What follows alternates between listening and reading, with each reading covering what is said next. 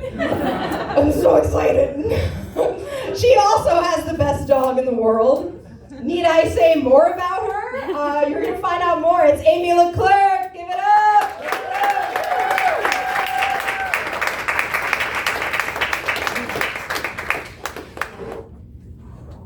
I'm gonna be shameless about my notebook use.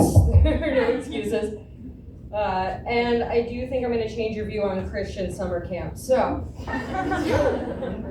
I just want to start off, I'm so grateful, right? Like, I'm so grateful to be here and to see all you guys, and I am especially grateful to be in my 30s.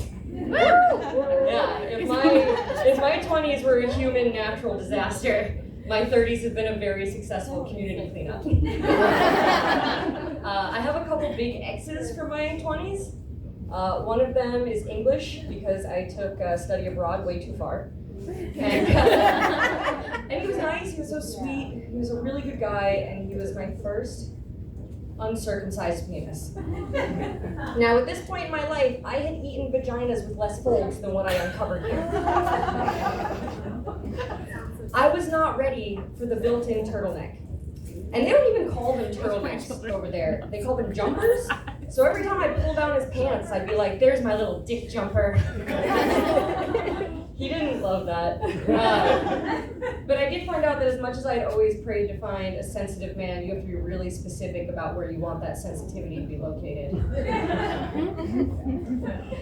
No, but eventually the distance became too much, 3,000 miles, I couldn't do it, and I broke up with him in a really mature way. I sent him the YouTube link to a song by Sylvan Esso called Uncatina. You don't need to know anything about that song, except that the ending refrain is, all I want from you is a letter and to be your distant lover. That is all that I can offer at this time. I followed that up with a text that just said, sorry. And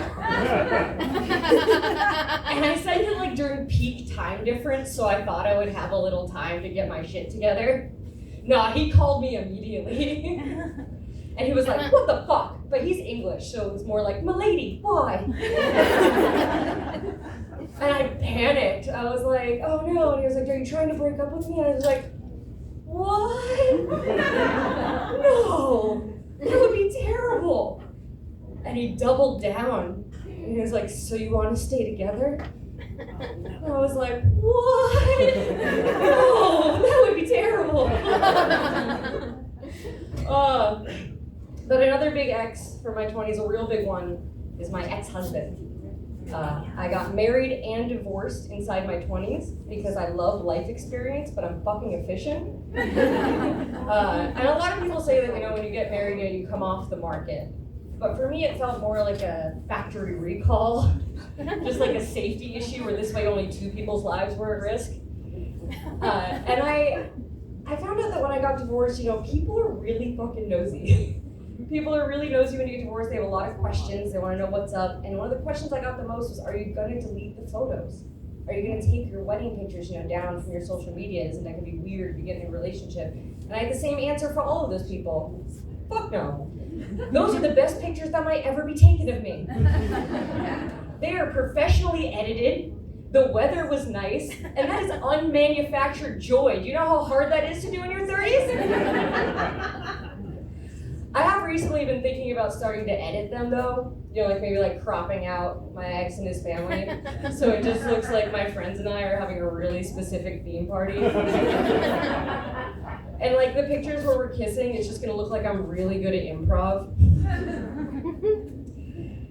No, but I am in my 30s now, and I know that it's going well because I have 2 little adult trophies, and those are 2 important pieces of plastic. In my 30s, I got my driver's license for the first time. That's the appropriate amount of cheering. It took me 2 tries. But I gotta say, I do totally blame the instructor. Because taking your driver's test feels a lot like losing your virginity. If you lost your virginity to a man, because if you didn't, this joke might not be for you, but you definitely orgasmed first. But if you did lose it to a man, you know that you don't want to do it in the car with the guy who looks addicted to CrossFit and smells like Axe and mommy issues. You're gonna fail. No, you want to do it with the guy who's a little bit older, experienced, the kind of guy who looks like he could walk up to a startled horse and be like, shh, and it would. My second adult trophy, my important plastic that I got in my 30s was an IUD. There was big excitement over those.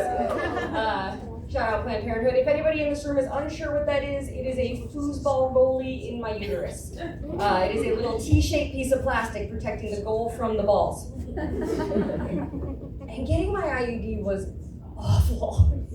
It was. It's the only time I've ever raised my voice to a medical professional. You know, she shoved it in there and I screamed, "Fuck you!"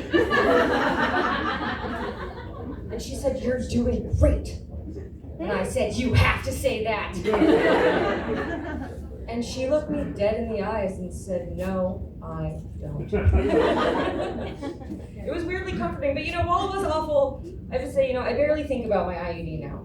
I think about my IUD kind of like the dividers in like a lap pool. Like you can swim around in here, but respect the barrier.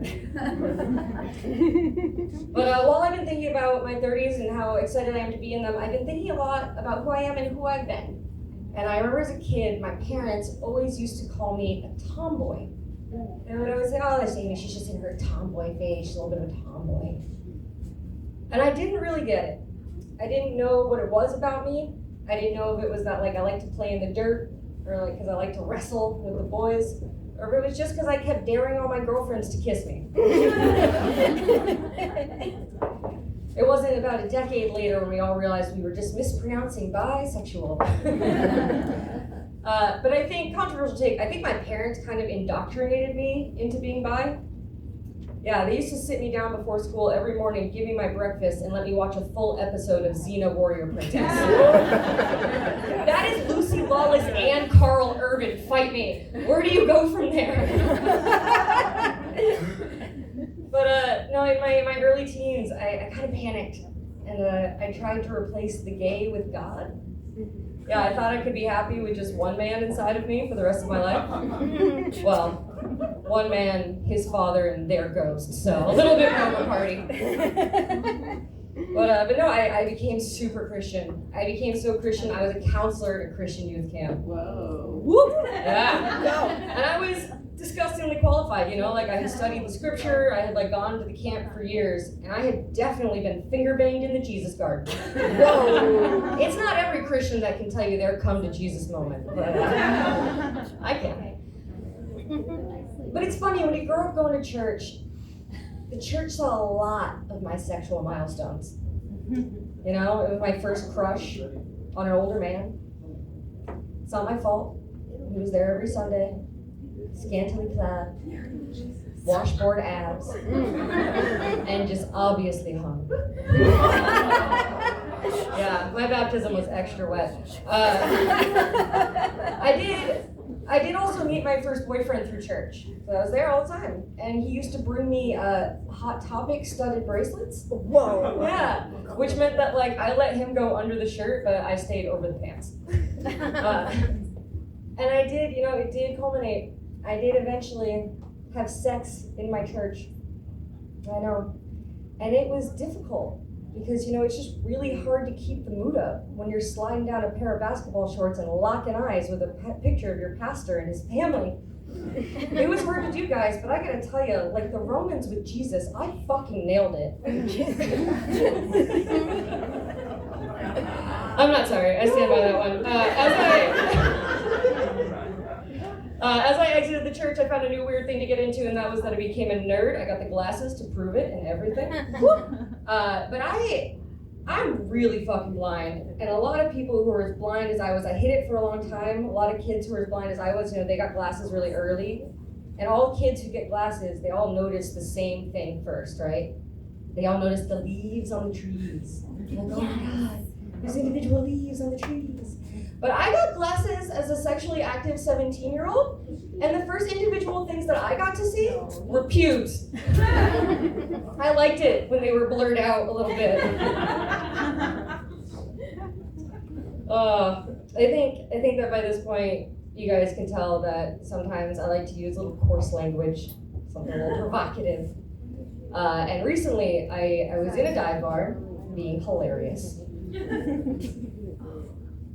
And I dropped a few F-bombs, and I didn't think much of it. Everybody was having a good time, everybody seemed to enjoy it, and then at the end of it, an older, like very respectable, kind of almost fatherly man came over to me, and he said, "Hey, I gotta tell you, nobody likes a foul-mouthed young lady." And I was fucking stunned. I was, though. This was somebody that I respected. I was really confused. I had to think about it. I had to think about all the times that I had cursed the most and how it might have affected anybody in front of me. So naturally, I had to think about all the times I had had sex. And I just thought, man, if only I had known then that nobody likes a foul-mouthed young lady, I wouldn't have cursed. I would have been screaming, fudge me harder. Gosh darn, that's good. Give me that Charles Dickens. Just to let them know that I'm well read. But if you guys have laughed at anything that I've said tonight, it is a credit to my parents. It is. They're fantastic. They gave us everything. All their DNA, just depression and anxiety. But they are wonderful, and I wanna leave you with a precious memory that I share with my mom. Oh yeah. And that is the first time that my mom bought me my very first pornography. Relax, it gets worse. I was 11. Relax again. We were at CVS. See, an unexpected locale for such a salacious transaction. But we were preparing for our first family flight together. And we were shopping for all those little travel size things that TSA approves of, and side fucking note, I love those things. I see a lot of myself in them, just small and cute and wasteful. But we're shopping for those, and we're both nervous. My mom is nervous because she already knows that she's a bad flyer.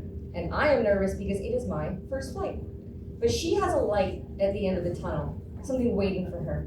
And that is a Valium right before takeoff. And since she wouldn't share her drugs with me, I asked if I could go pick out a book. And because she's a wonderful mother, she said, of course. So I wandered over to the wide literary section of CVS, just jumbo crossword puzzles and paperback novels as far as the eye can see. And because I'm 11, I see this book with a beautiful lady in a gorgeous princess dress on front of it, and I say, that one. I bring it up to the counter, and my mom buys it for me without a second thought. Now, had she chosen to be suspicious of my reading selection, she might have looked down to see that book was called Duchess by Night. For those of you not laughing yet, that is Bridgerton 20 years before they were bringing costume porn into your house. You used to have to read it, couldn't stream it. But I bought this book, $7.99, that's the price of my innocence. And we get on the plane, and I start reading this book, and I realize it's pretty confusing. They keep talking about, his member. And I'm like, there are no clubs in this book. It's not a member of anything. But then they start talking about her entrance. And I'm like, maybe she knows the way into the club. But then it all kind of starts coming together. And that's a big theme in this book, coming together. And I realized this is a dirty book. This is a sexy book. I should not be reading this book. But I look around me and there is not a conscious adult in my eyeline. Thank you, Valium. So I read that book. I read that book and I became the most well-educated virgin in the game. I read that book the entire family flight, the plane touched down, and I got off. Thank you so much.